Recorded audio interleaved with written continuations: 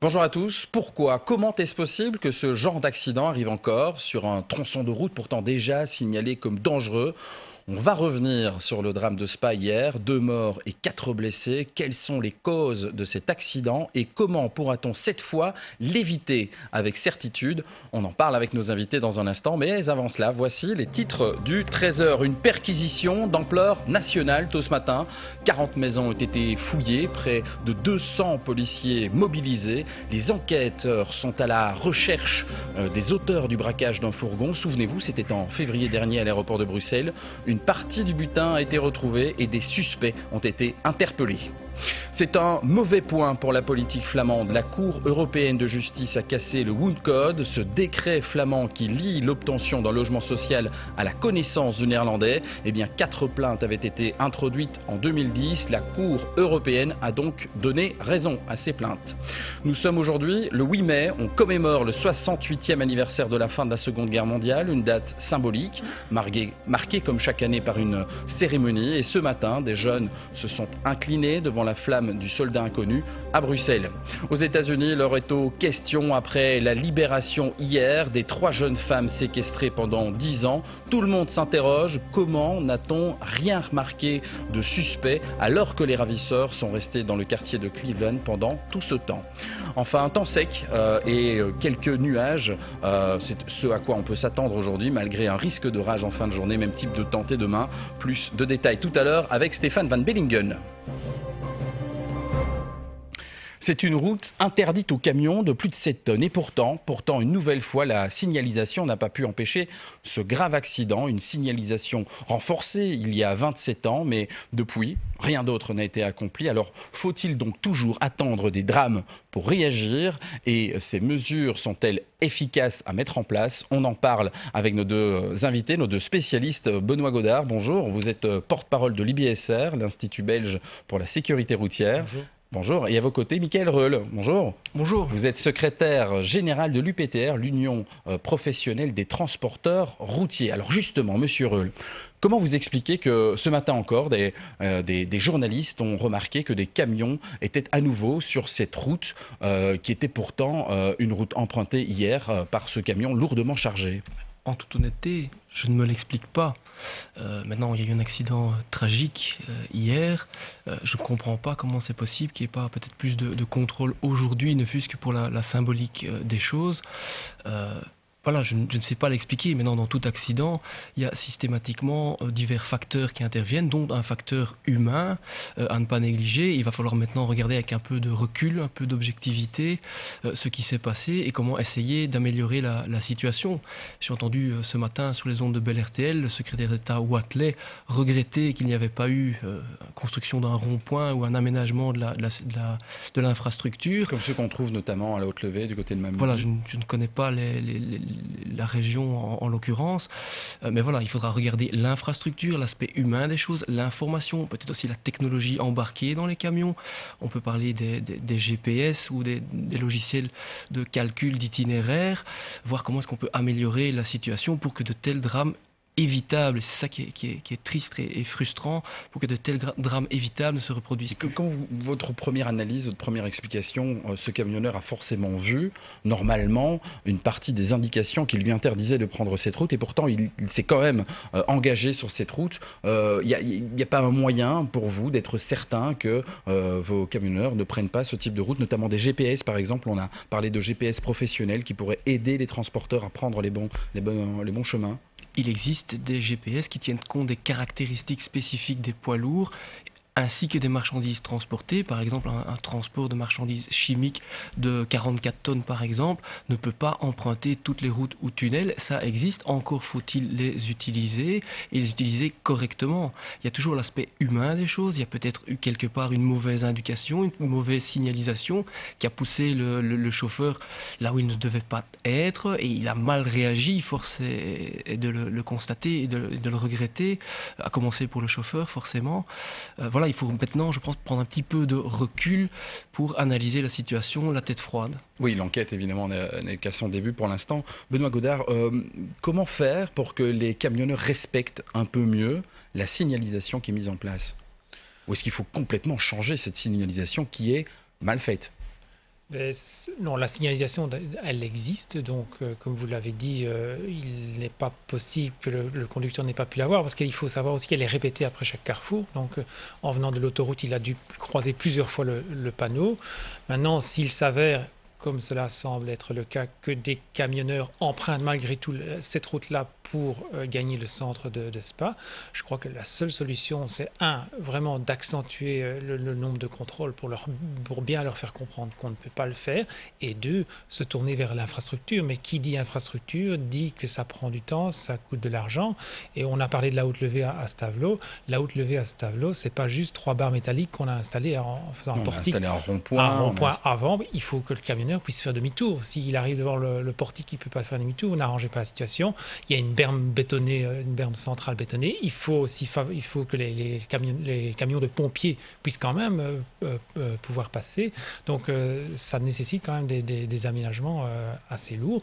Maintenant, à partir du moment où c'est nécessaire, il faut le faire. Alors on va revenir vers vous parce qu'on a une question d'un téléspectateur qui est justement un transporteur professionnel qui lance une polémique et qui nous dit ceci.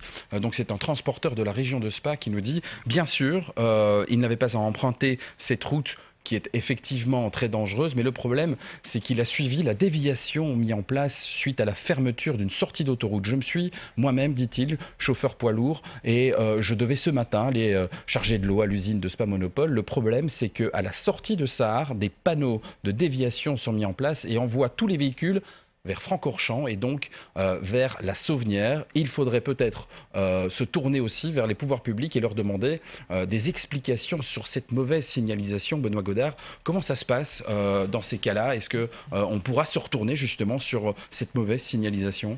Écoutez, je ne connais pas la signalisation en question, donc c'est difficile pour moi de m'exprimer à ce sujet. Maintenant, normalement, lorsqu'il y a des travaux, que ce soit sur autoroute ou ailleurs, il y a une déviation qui est mise en place à suivre, notamment par les camionneurs. Donc là, il faudra, c'est difficile pour moi de m'exprimer sur ce sujet. Il faudra vraiment voir si la signalisation est déficiente. Il n'en reste pas moins que malgré cette déviation qui était déficiente, le camionneur est quand même passé à côté plusieurs fois de panneaux qui lui interdisaient de circuler. Donc Monsieur Rull, justement, donc il y a plusieurs panneaux, ces indications existent, elles ne sont manifestement pas faciles à voir puisqu'il y a des déviations. Est-ce qu'on peut s'interroger sur la formation des camionneurs? Est-ce qu'ils sont suffisamment formés pour transporter soit des matières dangereuses, soit des poids aussi lourds? On parle de 40 tonnes pour ce camion. Le camion, en l'occurrence, c'est 44 tonnes au sol, donc camion plus charge. Il faut savoir aujourd'hui que les nouveaux chauffeurs qui entrent sur le marché ont suivi une formation beaucoup plus stricte et rigoureuse, mais qui correspond à l'évolution de la société que par le passé. Et pour tous nos anciens chauffeurs, depuis quelques années, ils doivent suivre des cours de recyclage, 35 heures tous les 5 ans. Et donc nous avons pour l'instant 80 000 chauffeurs routiers professionnels qui passent des cours de recyclage pour être de plus en plus professionnels.